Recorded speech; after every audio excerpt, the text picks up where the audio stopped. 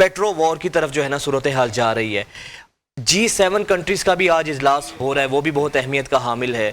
تو where Pakistan will stand, Pakistan کا ایران بھی بھائی ہے, اس کے ساتھ بھی ہمارے ایک ہسٹوریکل ریلیشن شپ ہیں, سعودی عرب کے ساتھ بھی ہماری بہت اچھی تعلقات ہیں, بہت اچھی دوستی ہے. تو پاکستان کا رول کتنا اہم ہے, خاص طور پہ جنگ رکوانے کے لیے بھی پاکستان کوئی وائٹل رول پلے کر سکتا ہے, اس پوزیشن میں ہیں ہم؟ جی دیکھیں, جب یہ مارکہ حق ہوا تھا تو اس میں ایک تو جو جس طریقے سے پاکستان نے کنونشنل ڈیٹرنس کا بھی مظاہرہ کیا تھا, اور آپ کو پتہ ہے جس طرح سے انڈیا کے جو بھی عزائم تھے وہ اس کو کاؤنٹر کیا, اور اس کو پوری دنیا نے سراہا. دوسری چیز جو وہاں سے ایمرج ہوئی تھی وہ یہ تھی کہ پاکستان اس ریجن کے اندر نیٹ سٹیبلائزر ہے.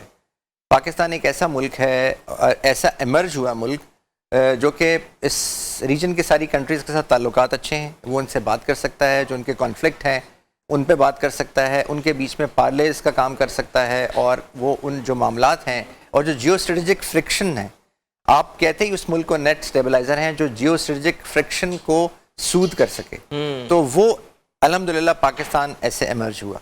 اچھا, اب یہ جیسے آپ نے G7 کنٹریز کی بات کی, وہ ساری ویسٹرن کنٹریز ہیں, ان کے پاس اپنا سٹاک ہے, وہ ریزرو اپنے لانچ بھی کر دیں گے, تو ظاہر ہے اس سے تھوڑا فرق تو پڑے گا, لیکن وہ ٹیمپرری ہوگا, کیونکہ جو بلک آف دا آئل ہے وہ اسی ریجن سے آتا ہے. دیکھیے سعودی عرب کی ارمکو بند پڑی ہے, یو اے نے اپنی ریفائنری بند کر دی, قطر نے اپنی ریفائنری LNG سب بند کر دیا, کویت نے بند کر دیا, ایران کی جو ہے جل گئی ہے, ساری جل گئی ہے, اور جو باقی ہے ایکسپلوریشن وہ رکی ہوئی ہے.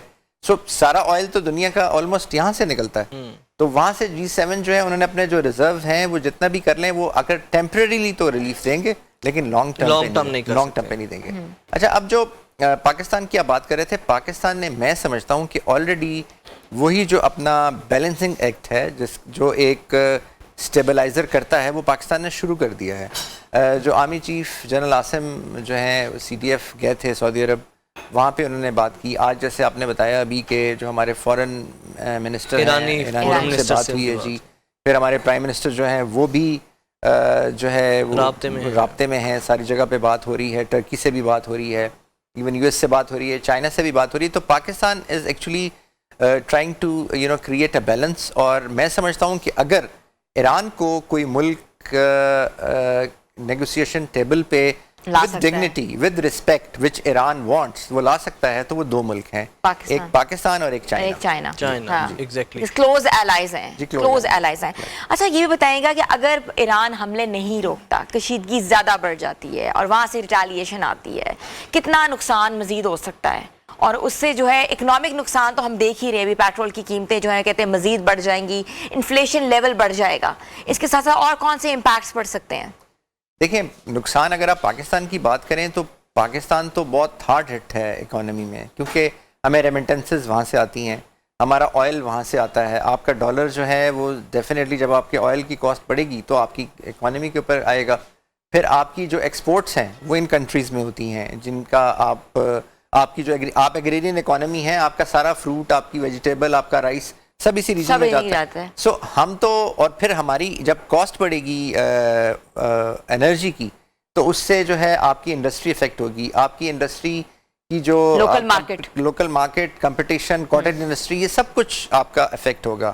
تو اس لیے پاکستان تو اکنامکلی میں سمجھتا ہوں کہ پاکستان کے لیے it is very tough, we have to take different tough economic call. اچھا, پھر دوسری چیز سر یہ بتائیے گا, آپ کو لگتا ہے کہ جس طرح ایران نے دنیا کو سرپرائز کیا ہے, ورنہ سب کو یہی لگ رہا تھا کہ یہ 1 یا 2 دن کے بعد ایران جو ہے ہاتھ اٹھ جائے گا, ان کے پاس وہ ٹیکنالوجی نہیں ہے, جس طرح بیلسٹک اور اتنی ایکوریسی کے ساتھ انہوں نے فائر کیے ہیں, اب اس کے بعد آپ کو لگتا ہے کہ پاور کوریڈورز میں ایران نے اپنے آپ کو کہیں نہ کہیں منوایا تو ہے, اور اسرائیل اور امریکہ کے بھی تعلقات, خاص طور پہ جب سے آئل ریفائنری پہ اٹیک ہوا ہے, تو امریکہ اور اسرائیل کے درمیان بھی سنا ہے کہ معاملات تھوڑے سے خراب ہوئے ہیں, امریکہ نے بڑا ناراضی کا اظہار کیا ہے.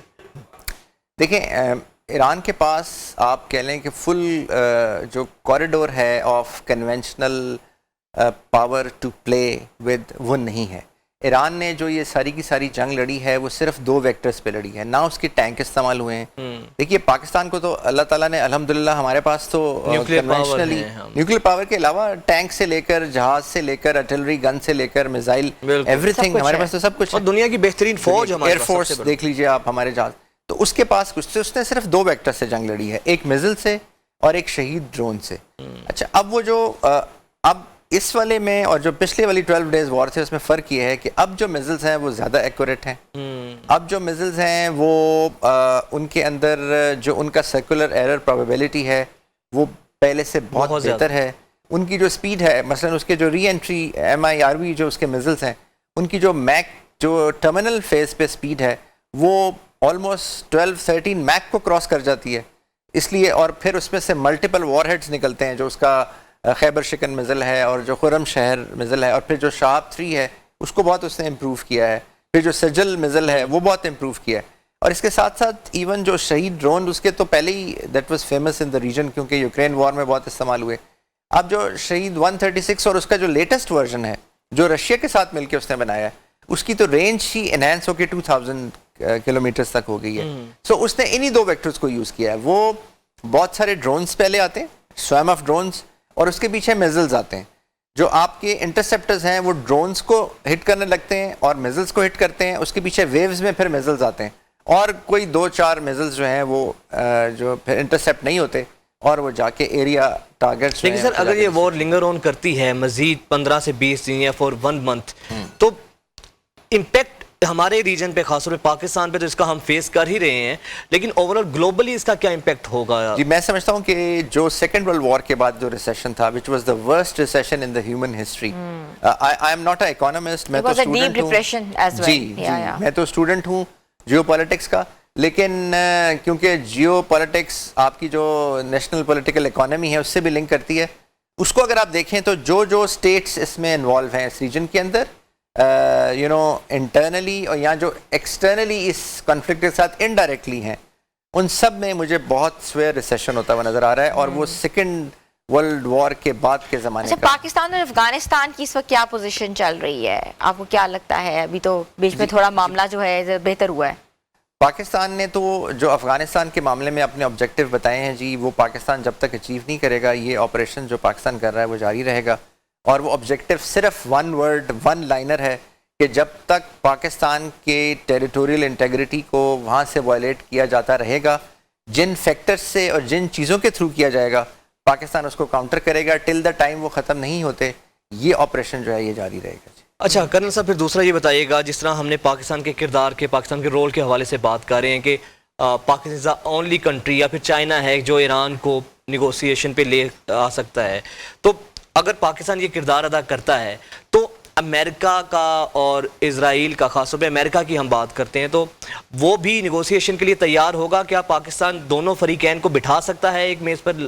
دیکھیں پاکستان تو, اور یا چائنا یا رشیا فار دیٹ میٹر, تبھی بات کر سکتا ہے جب دونوں فریق راضی ہوں. جی بات کرنے کے لیے کسی حد تک راضی ہوں, ان کی کچھ ریزرویشنز ہوں, اور وہ یہ کہیں کہ جی ہم, کیونکہ ہمارے اندر اتنا میلس ہے ایک دوسرے کے لیے کہ ہم خود تو بات نہیں کر سکتے, کوئی دوسرا فریق جو ہے وہ ہم اس کے ساتھ بات کر سکتے ہیں جو پھر ہمارا نیگوسیشنز جو ہیں اس پہ عمل درآمد کرا سکے. تو وہ جب امریکہ کی طرف سے اور اسرائیل کی طرف سے بھی تھوڑی رضامندی ہوگی اور ایران کی طرف سے بھی, تبھی یہ نیگوسیشنز ہو سکتی ہے. تو سر فیس سیونگ کی اگر ہم بات کریں, آپ کو کیا لگتا ہے ایران نے تو, جو ایران کا تو سب سے بڑا جو نقصان ہونا تھا وہ تو ہو چکا, آپ کو لگتا ہے کہ اگر نیگوسیشن ہوتی ہے تو ون ون سچویشن کیا ہو سکتی ہے؟ کیونکہ at the end of the day دیکھا جاتا ہے کہ کس کا پلڑا بھاری رہا یا کس نے زیادہ طریقے سے رسپانس کیا. دیکھیں اس میں ایران کا بھی میری اپنی ریڈنگ کے مطابق 1 لائنر آبجیکٹیو ہے, جیسے میں نے کہا پاکستان کا بھی افغانستان کے معاملے میں 1 لائنر آبجیکٹیو ہے, اور وہ یہ کہ ایران کو ایسی ایشورنس چاہیے, چاہے وہ فزیکل ایشورنس ہو, مورل ایشورنس ہو, سائیکولوجیکل ایشورنس ہے یا کسی بھی فارم میں, کہ this thing which has happened to Iran twice in 1 year, this will not happen again. اس کی اس کو ایشورنس چاہیے, اس کے لیے اس کو وہ میکنزمز بھی چاہیے آن گراؤنڈ پلیس ہوتے ہوئے, اور یا اس کی ویسے سر آپ کو یہ نہیں لگتا ہے ایران کے لیے سب سے آئیڈیل ٹائم ہے بارگیننگ کا, کیونکہ اس ماحول بنا ہوا ہے اور ایران کی اس وقت جو پوزیشن ہے, अगर अभी निगोसिएशन होती है या अगर पाकिस्तान उसमें अपना रोल प्ले करता है तो ईरान अपना पलड़ा भारी रखते हुए बहुत सी चीज़ें हैं जो मनवा सकता है। आपको लगता है कि ईरान इस वक्त इस पोजीशन में है? देखें, किसी भी वॉर में 3 चीज़ें होती हैं जो उस वॉर का अल्टीमेट, मैं कन्वेंशनल वॉर की बात कर रहा हूँ, ये वॉर वैसे कन्वेंशनल नहीं है, लेकिन कन्वेंशनल वॉर में 3 चीज़ें होती हैं जो डिसाइड करती हैं। एक होती है ज्योग्राफी, एक होता है टैक्टिक्स, यानी किस तरह से आपकी लड़ने की टेक्निक क्या है, यानी आपने आगे ड्रोन भेजने हैं, मिसाइल भेजने हैं उसके पीछे, या आगे मिसाइल भेजने हैं पीछे ड्रोन, इन सिंपल टर्म्स। और तीसरी चीज़ जो होती है टेक्नोलॉजी। देखें, टेक्नोलॉजी को आप टेक्नोलॉजी से रिप्लेस कर सकते हैं, आप टैक्टिक्स को एक बेहतर टैक्टिक्स से रिप्लेस कर सकते हैं, आप ज्योग्राफी को रिप्लेस नहीं कर सकते। और वो ज्योग्राफी जो है वो ईरान के पास है, उस पर बहुत मार पड़ रही है, बहुत नुकसान हो रहा है उनका अनफॉर्चुनेटली ईरानियंस का। लेकिन अगर आप ज्योग्राफी पे रिजॉल्व और विल रख दें तो फिर no one can defeat that. नुकसान होगा, शहादतें होंगी, घर तबाह होंगे, बिल्डिंग्स तबाह होंगी, स्कूल्स तबाह होंगे, कॉलेजेस तबाह होंगे, लेकिन रिजॉल्व खत्म नहीं होगा ना वो ज्योग्राफी। उनके मॉरल्स इतने हाई क्यों हैं आफ्टर सो मच ऑफ, आपको पता है कितना डिस्ट्रक्शन हो रही है, उनके सुप्रीम लीडर को जो है शहीद कर दिया गया है, but they have a high morals. उसकी रीज़न है बिकॉज वो पिछले 3000 साल से एक नेशन है, वो ना कहीं वहाँ से उठ के गए हैं ना वहाँ कहीं आए हैं, बल्कि उनका कल्चर जो है वो पूरी दुनिया में गया है। हम जो सब कॉन्टिनेंट में जब मुगल से उस वक्त तक, बल्कि अंग्रेज़ों से थोड़ा पहले तक, बल्कि अंग्रेज़ों के ज़माने में भी फ़ारसी तक यहाँ पे पढ़ाई जाती थी। ये जो सारा सेंट्रल एशिया है वहाँ पे फ़ारसी बोली जाती है, उनका कल्चर है।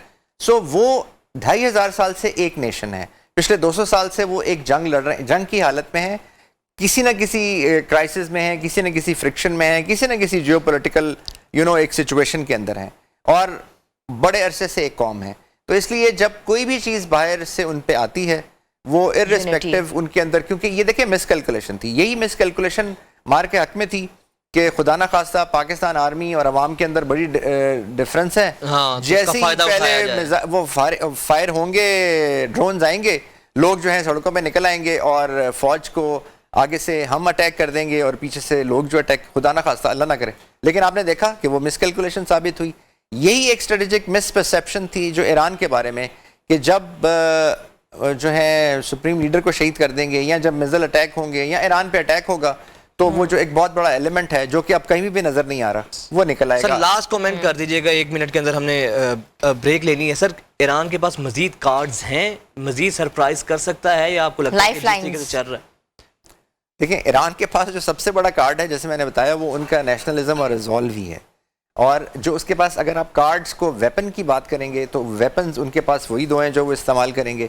अगर आप डिप्लोमेसी में कार्ड्स की बात करेंगे तो कार्ड, ईरान जो भी कंट्री नेगोशिएशन के लिए बेग नहीं करती डिप्लोमेसी में, उसके पास ट्रम्प का कार्ड होता है, क्योंकि वो आप उसकी मजबूरी नहीं है नेगोशिएट, उसकी मजबूरी नहीं। बिल्कुल ठीक है सर। कर्नल साहब बहुत शुक्रिया सर, बहुत शुक्रिया आपके वक्त। और व्यूअर्स, हम तो एक बात पर जितना अल्लाह का शुक्र करें, उसमें हम जितने भी हमारे हुक्मरान हैं जिनका पाकिस्तान को एटमी कुव्वत बनाने में रोल रहा है, हम उनको सल्यूट पेश करेंगे, क्योंकि अगर आज पाकिस्तान पूरी कद काट के साथ खड़ा हुआ है, इसकी वजह यह है कि हम एक एटमी कुव्वत है, न्यूक्लियर पावर है, इसलिए हमारी तरफ कोई मैली आंख से नहीं देख सकते।